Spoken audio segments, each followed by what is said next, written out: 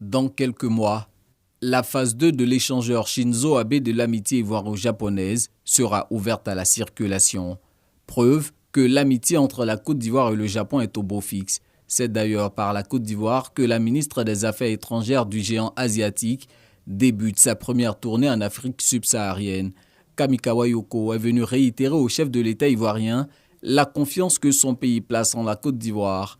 Confiance qui devrait se manifester par un appui accru du gouvernement japonais à plusieurs projets de coopération.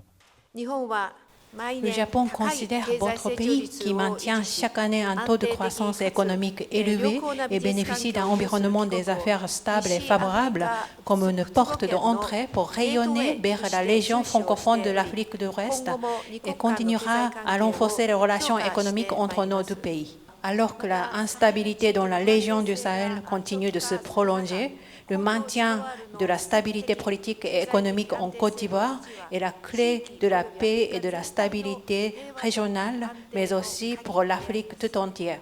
Pour cette raison, le Japon contribuera à la paix et à la stabilité dans la région en renforçant les capacités de contrôle des frontières et de réponse d'urgence dans la région du Nord, en améliorant les services publics et en soutenant les réfugiés demandant l'asile dans la perspective de femmes, paix, sécurité. Le Japon continue à soutenir les efforts de la Côte d'Ivoire pour atteindre cet objectif. Nous avons également confirmé que nous travaillons de concert avec la Côte d'Ivoire pour promouvoir des valeurs communes telles que l'état de droit et la démocratie. Pour sa part, le président Alassane Ouattara loue la qualité des relations entre son pays et l'une des premières puissances économiques mondiales. Le Japon et la Côte d'Ivoire entretiennent des relations d'amitié depuis 1966, quelques années après notre indépendance. Et ces relations sont des relations de confiance. La Côte d'Ivoire a reçu de nombreux investissements du gouvernement japonais et bien sûr dans tous les secteurs, le secteur des infrastructures, de l'énergie et de l'agriculture, du social. Et nous avons participé à plusieurs TICAD, c'est-à-dire c'est le Tokyo International Conference pour le développement de l'Afrique, qui aura sa 9e session l'année prochaine.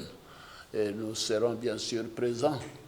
Et Madame la ministre des Affaires étrangères nous a informé également que la Côte d'Ivoire pourrait abriter, si nous en étions d'accord, ce à quoi nous avons donné notre accord, un forum économique Afrique-Japon du secteur privé en décembre prochain.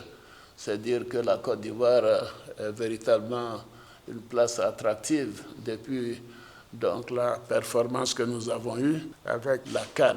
Et d'ailleurs, nous avons près d'une vingtaine d'entreprises japonaises qui sont présentes actuellement en Côte d'Ivoire et nous pensons qu'il y aura une accélération de la mise en œuvre du montage des véhicules Toyota dans les meilleurs délais.